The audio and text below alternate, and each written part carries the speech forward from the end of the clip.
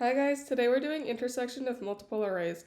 We're given a 2D integer array nums where nums at I is a non-empty array of distinct positive integers, and they want us to return the list of integers that are present in each array of nums sorted in ascending order.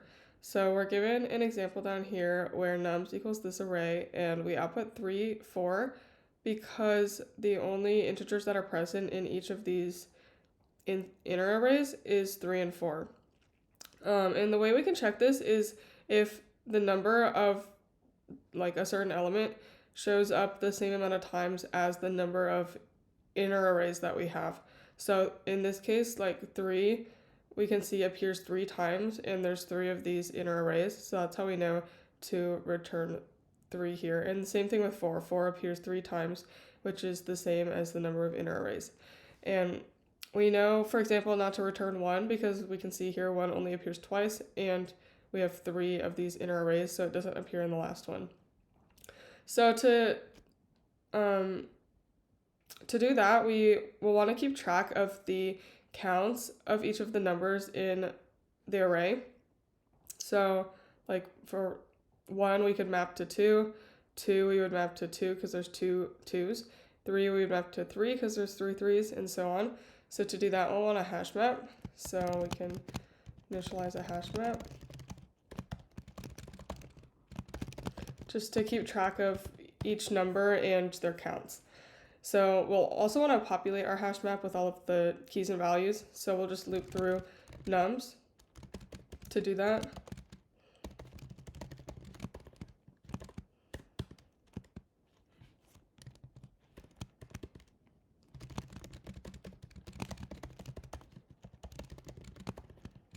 Okay, and then we'll just want to add each of these numbers into our map. And then for the value, so if we already have this key in here, so let's say we already went to this 3, added it to the map, and then we're over here, then we'll want to take the current value and just increment it by 1.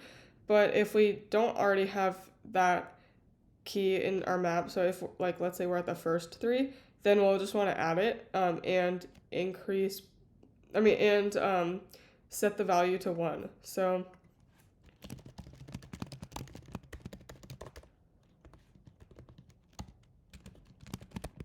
like that. So this will basically say like we get our current value if it exists, and add 1 to that. And if it does not exist, which is what getOurDefault does, then we set that value to 0, and then we still add 1, so it would end up being 1. Okay, so now that we have our hash map populated with all of the numbers and their counts, we will want to go through the hash map and check which of these numbers counts equals the number of inner arrays so that we can add that to a list to return. So we'll want to initialize a list to add those values to, and then loop through our hash map to populate the list now.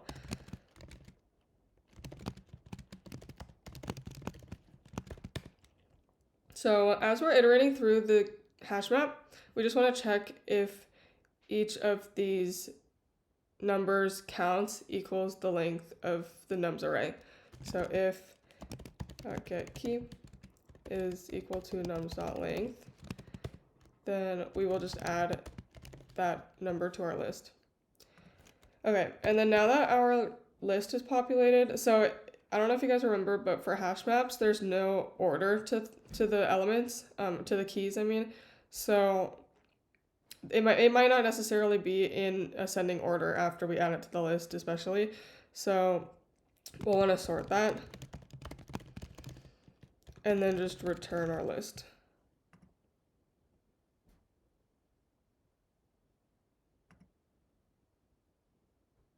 Okay, so time is O of n times m, where n is the number of inner arrays inside of nums, and m is going to be the number of elements inside each of these inner arrays. So in this case, n would be 3. since there's 3 inner arrays, and m would be 5 since the biggest inner array has 5 elements. And we can see here because the most expensive part, or I guess one of the most expensive parts in our algorithm is this nested for loop where we have to iterate through every single element in nums. So we go through for every single inner array, and then which is this loop, and then for every single element inside of each inner array. So we have to go through every single one of these, which results in n times m. But let's go through the rest of it as well. So for this part, we need to loop through the entire map. So worst case, if every single element in here is unique, then like in the entire nums, then we're still adding every single element to our map, just with a count of 1.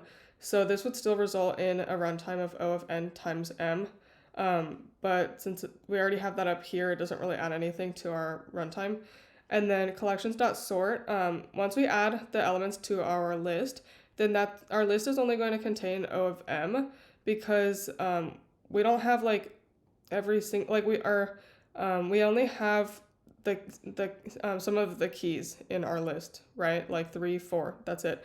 So when we sort that, it's going to be O of m times log m,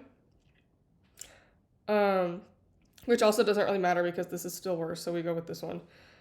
Okay, and then for the space complexity, that's also going to be O of n times m, because we, like worst case, again, if every single element in here is unique, then we're going to need to store every single element that's in nums into our hash map just with a count of 1.